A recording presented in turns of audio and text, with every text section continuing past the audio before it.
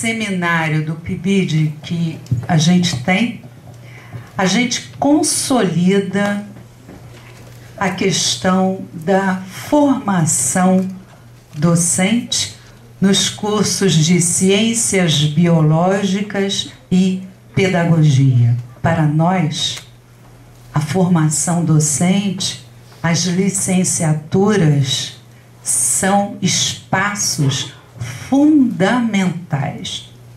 Neste ano de 2015, nós temos um tema muito importante, que é a questão da consciência planetária e a questão da ética, a questão da relação com o outro e o ambiente entendido como algo maior do que simplesmente cuidar das plantinhas e dos animais, né?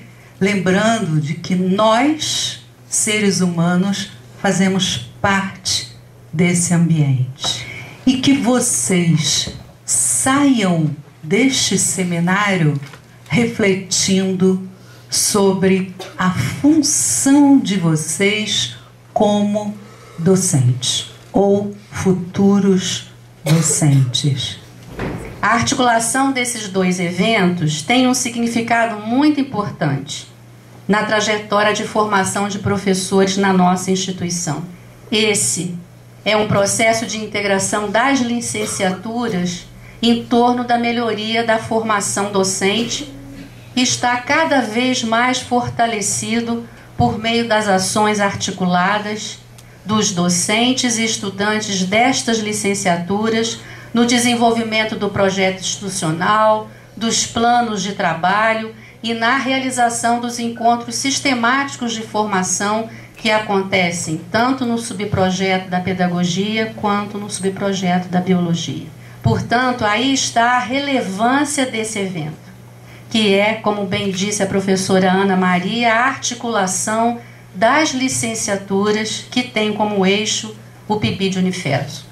Nosso objetivo, ao escolhermos o tema gerador do evento, que é a ética e a formação docente, é trazer para o centro das nossas reflexões os desafios contemporâneos da formação de professores. É mobilizar a revisão de nossas práticas para atuarmos como educadores e educadoras inconformados, como profissionais competentes, criativos, com capacidade para organizar um processo educativo que promova as aprendizagens necessárias para que cada criança e jovem aprenda a viver, aprenda a assumir a condição humana e ser cidadão.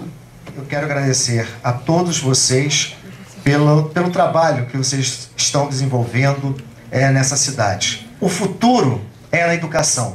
Então, vocês que estão começando agora, tenham aquele carinho especial. Tem espaço para todo mundo trabalhar.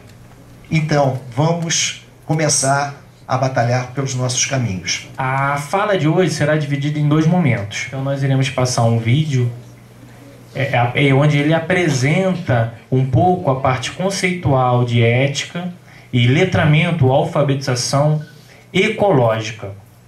Então nós teremos primeiro esse bate-papo com ele, aí depois, no segundo momento, eu iria apresentar um conjunto de slides trabalhando sobretudo com imagens de um olhar sobre o século XXI.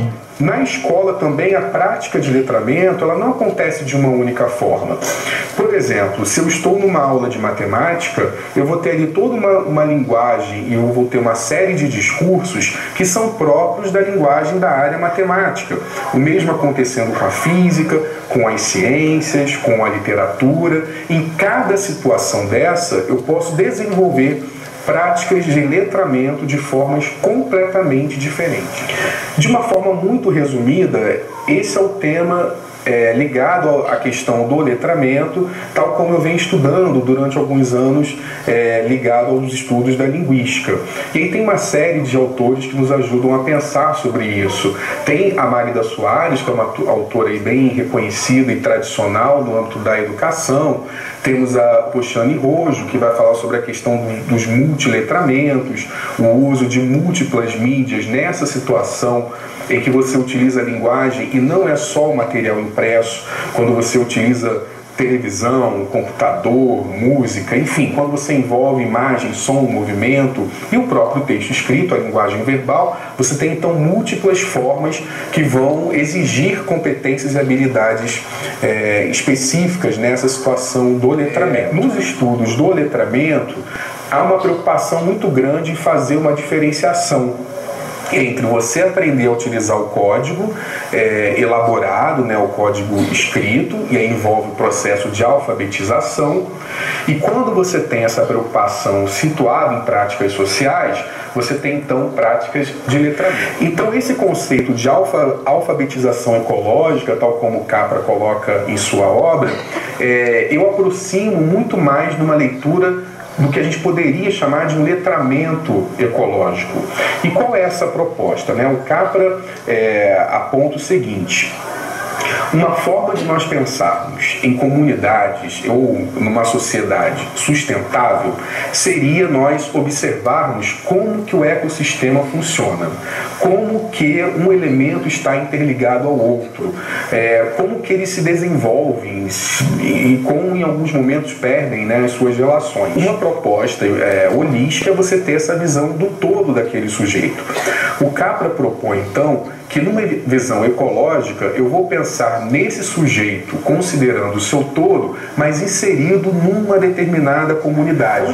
Quando o Capra aponta essa proposta, né, de compreensão ecológica, é nesse contexto de considerarmos um determinado sujeito, um determinado objeto ligado a um contexto sociocultural, ambiental mais amplo. O Capra ele traz 6 itens que de uma forma muito breve eu gostaria de comentar, e que na verdade são itens que compõem uma análise mais ampliada de como que o contexto ecológico, a natureza funciona. O primeiro princípio que o Capra aponta é a questão da interdependência. No contexto dos ecossistemas, né, um elemento está ligado ao outro, um elemento ele depende do outro. Se eu tenho um problema numa determinada cadeia, isso vai trazer uma série de efeitos múltiplos que não tem como a gente escapar disso. Quando nós pensamos na situação de interdependência no contexto ecológico, nós podemos também equipará-la à questão das relações humanas, a compreensão de que o homem não faz nada sozinho, né? Ele precisa dos outros para compor toda uma rede de relações sociais. Um segundo princípio que o Capra aponta é a questão da natureza cíclica, a ideia de que os padrões eles são alterados de acordo com as relações sociais, que nós vivemos através de ciclos que se afastam um pouco daquela lógica de um desenvolvimento de algo que era bom e agora ficou melhor, ou algo que era ruim e agora ficou realmente completamente diferente no sentido positivo, mas sim pensar de que não há necessariamente uma linearidade. Quando nós criamos essa cultura linear, a gente ignora esse caráter cíclico, a gente tem um problema ambiental muito sério. Um terceiro princípio que o Capra aponta é a questão da parceria. Quando nós pensamos na parceria, é no sentido de envolver efetivamente uma cooperação. Então, tornar um sujeito alfabetizado ecologicamente é ensiná-lo também a questão de ser flexível, né, quando envolver-se com essas parcerias. E aí a flexibilidade eu caracterizo como um quarto princípio que envolve a questão do ecossistema. É importante, né, um trabalho educacional que sinalize isso para o estudante e ele construa isso como um valor. Um dos últimos itens que o Capra aponta é a questão da complexidade e da diversidade. Nas relações humanas, nós temos uma diversidade cultural muito rica e que, quando nós desconsideramos, nós perdemos uma série de outros princípios de interdependência, de cooperação, de parceria, que são princípios que fazem o ecossistema funcionar. Todos esses princípios são os princípios que, de uma certa forma, vão levar a uma situação de sustentabilidade. A situação, então, de que um determinado ecossistema ele vai passar por mudanças, ele vai passar por tensões, ele vai passar por conflitos, mas ele vai prosseguir, né, com os seus objetivos, a sua jornada de uma forma ampliada.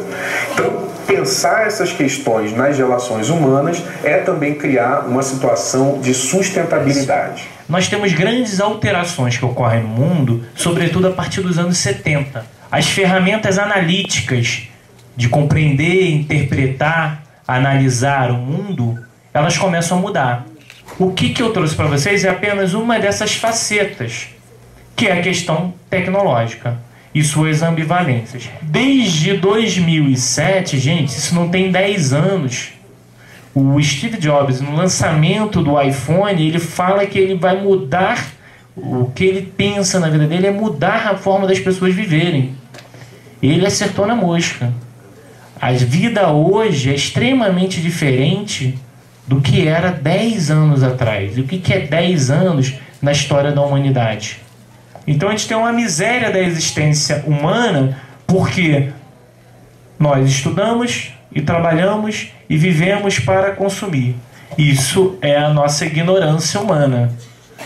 Você extrai os recursos da natureza, recursos finitos, ou retira aqueles recursos naturais acima da sua capacidade de reposição, tornando muitas vezes recursos que deixam de ser renováveis. E além de você retirar esses recursos, você degrada todo esse meio ambiente, poluindo. Para quê? Para fabricar um monte de coisa. Quem aqui tem espaço dentro do armário? E quem aqui continua comprando? Inventaram, né, que nós somos uma espécie de centopeia nova, né? Então nós temos que ter 100, 200 pares de sapatos, né? E quem não tem muitas vezes gostaria de ter. Consumo pelo consumo, ela não só degrada um ambiente, ela cria uma série de externalidades que são coisas que não estão agregadas ao preço. Uma delas é ambiental, que eu falei para vocês, e a outra é social. Nós estamos retirando os recursos não só dessa geração, mas das gerações futuras e das demais espécies que vivem nesse planeta, vegetal e animal. Para quê? O que isso tem? Será que tem valido a pena para a humanidade? E o mundo enquanto perversidade. O mundo não segue essa lógica que nós temos hoje de produção. Uma parcela grande da população mundial vive em condições precárias, desumanas. Então, as que menos consomem os recursos, quem menos degrada o planeta, tende a sofrer com maior intensidade os possíveis problemas que venhamos a ter. Silenciosamente, nós não sabemos, mas morrem 5.000 crianças por dia por não ter água tratada. Então, o que a gente tem que ter essa noção? Que a construção de um olhar ambiental crítico envolve a compreensão e a denúncia dos problemas ambientais e sociais. Se você não trabalha o todo, o cultural, o econômico, o social, o político, etc, etc, etc, você não está sendo holístico. E o holístico não é a soma das partes. A formação, né, e prática docente. Desafios. Muitos deles configuram já no senso comum. Então a educação é o campo dessas novas batalhas pelo porvir. As escolas da praxis revolucionária já não são mais os sindicatos. As vias de expressão das demandas populares são as ruas. Mas a escola e a universidade devem deixar de ser aparelhos ideológicos do Estado que reproduzem a realidade coisificada, são aquelas imagens que eu mostrei inicialmente, para ser campos de prática dos sonhos utópicos e das gramáticas do futuro. Então, a escola, enquanto uma possibilidade de justiça social e equilíbrio ambiental, para exercitar o músculo da imaginação, para idealizar futuros desejáveis e ensaiar sua possível realização.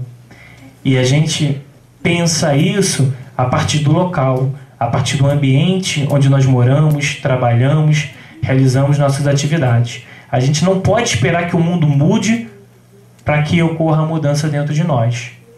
A mudança começa com a gente, uma forma de pensar e agir, relacionar, para aí sim, realizando essas coisas juntos, a gente possa pensar num futuro melhor. Algumas pessoas ficam tristes, né, pelas condições de trabalho do professor. Eu acho que vocês não devem ficar tristes. Encarar isso como desafios motivadores. Vocês vivem num contexto histórico em que há condições técnicas e sociais para que nós possamos realizar as mudanças de um mundo melhor.